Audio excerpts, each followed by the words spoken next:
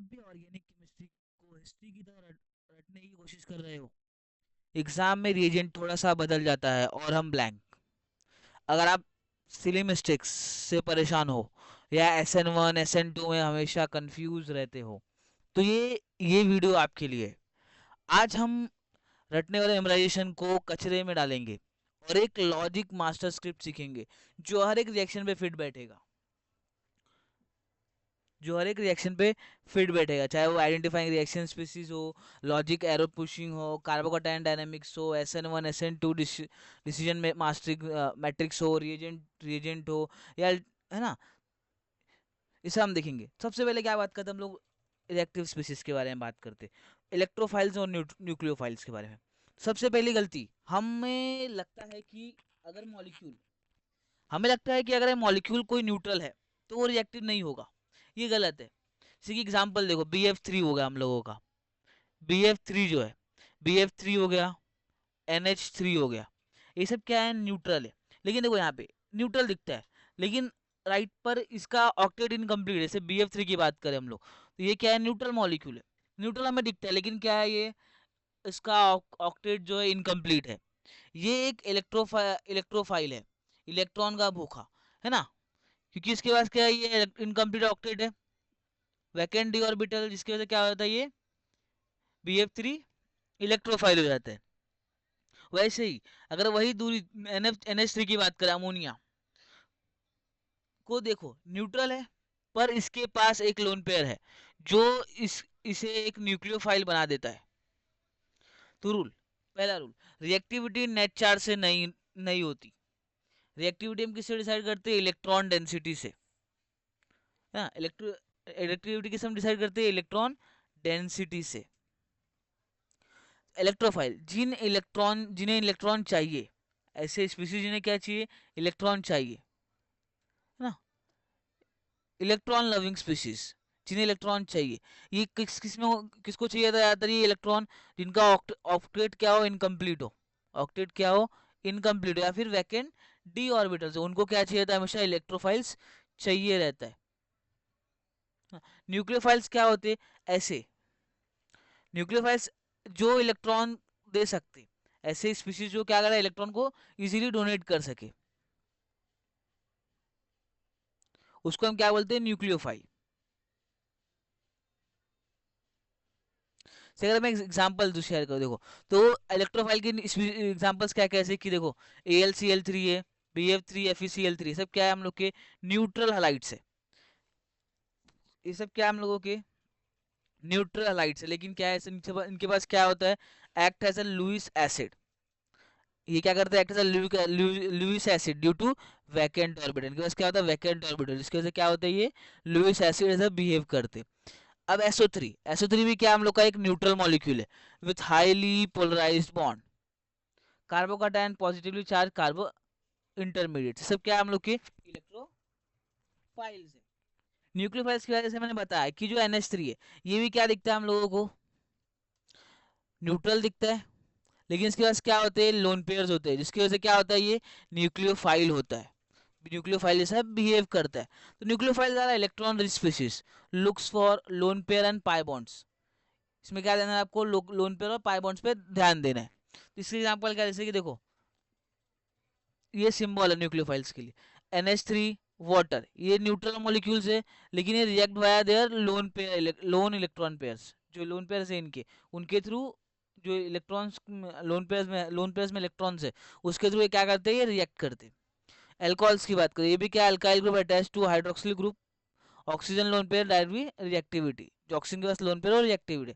MgX Grignard reagent, ये भी क्या हम लोग के न्यूक्लियोफाइल से। तो इनमें क्या पर्पस क्या होता है, जो R- जनरेट होगा, कार्बन आयन, ये सोर्स है कार्बन आयन का, तो ये भी क्या होगा हम लोग का, अच्छा न्यूक्लियोफाइल होगा। नेक्स्ट हम बात करते हैं रिएक्शन मैकेनिज्म लिखते समय। ऑर्गेनिक केमिस्ट्री में एरो सिर्फ पॉइंटर्स नहीं होते, ये इलेक्ट्रॉन का रास्ता बताते। अगर एरो हमेशा सोर्स जहां इलेक्ट्रॉन ज्यादा है से शुरू होता है और सिंक जहां इलेक्ट्रॉन की कमी है पर खत्म होता है, जैसे कि यहाँ पे हम लोग देखें तो न्यूक्लियोफाइल है, न्यूक्लियोफाइल के पास क्या है, इलेक्ट्रॉन है, तो हमेशा एरो कहाँ से होगा, न्यूक्लियोफाइल टू H+, जिसके पास क्या है, इलेक्ट्रॉन डेंसिटी कम है। है ना। तो ये क्या होगा हम लोगों का हमेशा, कभी भी एरो जो है H प्लस से न्यूक्लियोफाइल की तरफ ऐसे एरो नहीं जाएगा, कभी भी नहीं जाएगा, क्योंकि ये गलत है ना। तो यहीं आपके मार्क्स कट जाएंगे अगर आपने ऐसा कुछ एरो बना दिया तो। नेक्स्ट क्या है, कार्बोकैटायन डायनामिक्स। कार्बोकैटायन के लिए रूल क्या है, तो कार्बोकैटायन कौन सा एक बड़ी मिस्टेक है, इंटरमीडिएट बनाते ही प्रोडक्ट बना देना, ये सबसे बड़ी गलती है ना, कि इंटरमीडिएट बन गया अभी तुरंत प्रोडक्ट बन जाएगा, तो ये नहीं करना है आपको। क्या करना है, देखो भाइयों और बहनों, जैसे कि कार्बोकैटायन दिखे खुद से एक सवाल पूछो, क्या ये और स्टेबल हो सकता है। एक सवाल पूछो, क्या ये और स्टेबल हो सकता है। अगर नहीं तो आप जो कर रहे हो साइड था। अगर हाँ, अगर स्टेबल हो सकता है तो क्या होगा, वही स्टेबल होगा। अगर हमें हमेशा स्टेबिलिटी ऑर्डर की बात करें तो याद रखना सबसे ज़्यादा स्टेबल क्या होता है हम लोगों का, 3 डिग्री। 3 डिग्री सबसे ज़्यादा स्टेबल होगा, फिर 2 डिग्री, फिर 1 डिग्री, और फिर प्राइमरी। अगर पड़ोसी कार्बन पर शिफ्ट होने से स्टेबिलिटी बढ़ रही है तो 1,2 हाइड्राइड या मिथाइल शिफ्ट जरूर करो, है ना। मिथाइल शिफ्ट या 1,2 हाइड्राइड शिफ्ट जरूर करो अगर स्टेबिलिटी बढ़ रही है तो। बिना शिफ्ट किए प्रोडक्ट बनाया तो वो माइनर प्रोडक्ट होगा, और एग्जाम में मेजर पूछा जाता है, इसके लिए यहाँ पे ध्यान देना। अब जेई नीट का फेवरेट टॉपिक, इन दोनों में कंफ्यूज होना बंद करो, बस ये टेबल याद रखो, जो ये टेबल है वो याद रखो। क्या, इंटरमीडिएट्स, हमेशा एसएनओ में इंटरमीडिएट्स क्या होगा, कार्बोकैटायन होगा। क्या होगा, कार्बोकैटायन। इसमें क्या होगा, ट्रांजिशन स्टेट, इसमें इंटरमीडिएट्स नहीं होते, वन स्टेप रिएक्शन है। ये कितना है, 2 स्टेप रिएक्शन है SN1। सबस्टेट जो होता है इसमें क्या होता जाता है, 3 डिग्री होता है, और 2 डिग्री। 2 डिग्री कब होगा, जब ज्यादा स्टेबिलिटी देगी तब होगा। SN2 के अंदर ज्यादातर क्या होता है, 1 डिग्री होता है, और 2 डिग्री। 2 डिग्री कब होगा, जब क्या होगा, लेस हिंड्रेंस हो। सॉल्वेंट्स की बात करें, सॉल्वेंट में क्या है, polar protic, H2O, methanol. Polar SN2 में क्या यूज करते हैं, पोलर और protic, that is DMSO, acetone जैसी चीजें। स्टूडियो केमिस्ट्री की बात करें तो SN1 में हमेशा क्या होता है, रेसिमाइजेशन होता है, 50% R मिलेगा, 50% S मिलेगा हम लोगों को। और SN2 में क्या होता है, हमेशा वॉल्डन इन्वर्जन होता है, अम्ब्रेला फ्लिप जिसको बोलते हैं हम लोग। सिंपल है, SN2 एक क्राउडेड एलिवेटर है जैसे है, इसे जगह 1 डिग्री चाहिए। SN1 एक VIP लॉन्च है, इसे स्टेबिलिटी 3 डिग्री चाहिए। ऐसे याद कर सकते हो आप। बात करते हैं हम रिएजेंट्स की। रिएक्शन को मत रटो, है ना, रिएक्शन को मत रटो।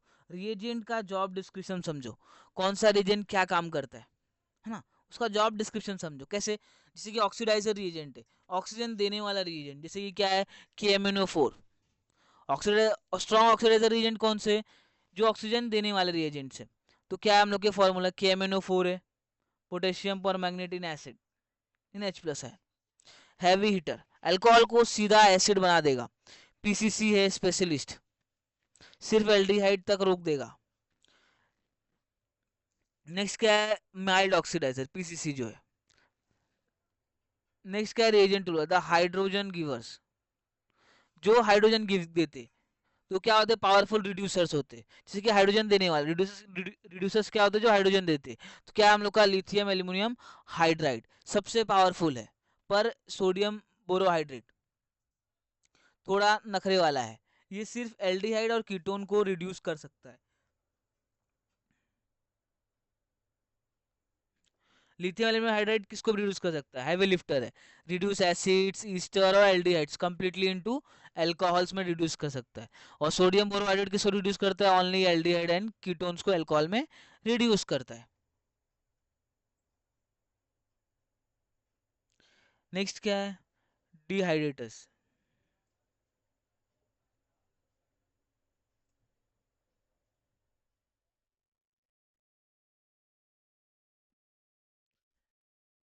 डिहाइड्रेटर्स, डिहाइड्रेटर्स मतलब क्या, जहाँ पे H2O मॉलिक्यूल बाहर निकल जाए, वहां पे क्या हुआ जाता है, हम लोग क्यों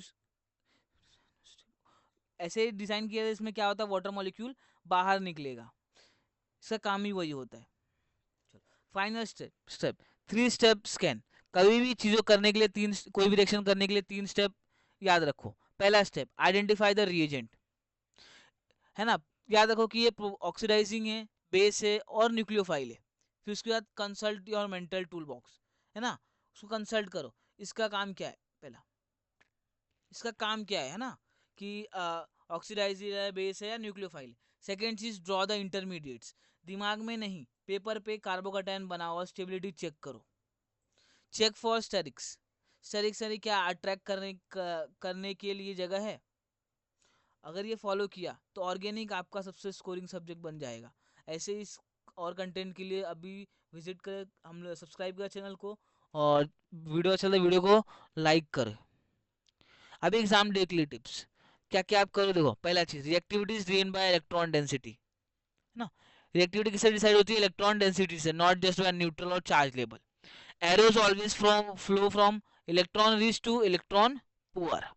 Always check for 1,2-hydride or 1,2-methyl shift before finishing a carbocation reaction. Use the decision matrix for SN1 and SN2. Stability versus space. Stop memorizing reactions.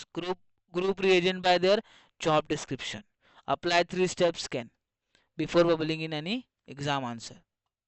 For PYQs, solutions and one shot marathons, visit channel को subscribe कर लो और video को like कर देना, और जितना सको उतना अपने दोस्तों के साथ शेयर करो।